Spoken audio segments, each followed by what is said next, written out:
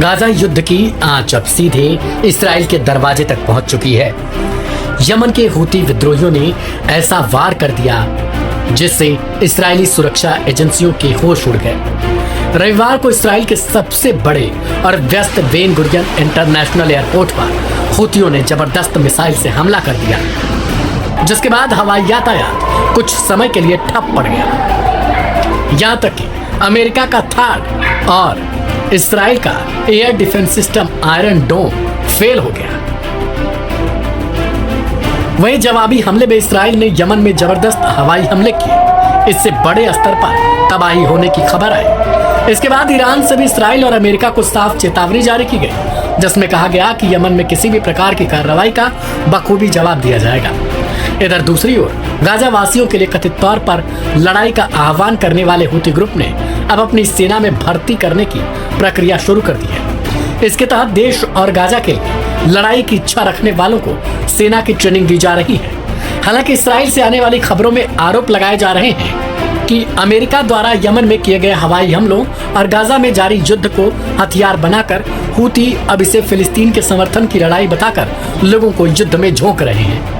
गौरतलब है कि पिछले कुछ हफ्तों में हूती मीडिया से जो वीडियो सामने आए हैं वे सिर्फ सैन्य ट्रेनिंग नहीं दिखा रहे। यह है सार्वजनिक हथियारबंद सभाएं, जहां कई प्रांतों में जनजातियां अमेरिका और इस्राएल के खिलाफ खुलेआम विरोध दर्ज करा रही हैं और गाजा के लिए एकजुटता का ऐलान कर रही हैं। सिर्फ सोमवार को ही हूतियों से संबंधित समाचार एजेंसी साबा ने 6 ऐसी रैलियों की रिपोर्ट दी थी। सबसे बड़ी रैली अमरान प्रांत में आयोजित हुई, जहां लोगों ने यमनी जनजातियां अमेरिका और इस्राएल के एजेंटों को नकारती हैं, ये नारा लगाते हुए हथियार लहराए और अमेरिकी इस्राएली झंडों को पैरे तलों से रौंदा, यानी अपना विरोध दर्ज कराया। इसी दिन साबा ने एक और जनसभा की तस्वीरें जारी की, जहां लोगों ने अमेरिकी हमलों का मुकाबला करने और गाजा का समर्थन करने की कस्में खाई।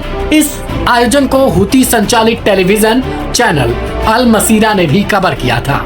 कुछ स्थानों पर जैसे कि अत तफ्फाह के एक अस्थायी फुटबॉल मैदान में ग्रामीणों ने घेरा बनाकर गाजा के लिए समर्थन का संकल्प लिया।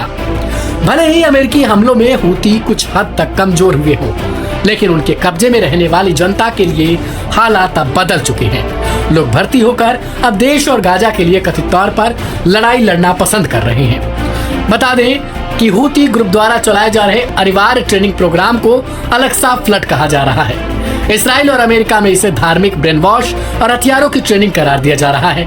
हालिया रिपोर्ट से साफ अंदाजा लगाया जा सकता है कि हूती किसी बड़ी जंग की तैयारी में लग रहे हैं, जहां से वे अमेरिका और इस्राएल पर कोई भयंकर प्लानिंग में भी जुटे हैं। इस रिपोर्ट को लेकर आपकी अपनी राय क्या है उसे कमेंट बॉक्स में जरूर लिखें। ढेर सारी खबरों के लिए सब्सक्राइब करें लाइव हिंदुस्तान।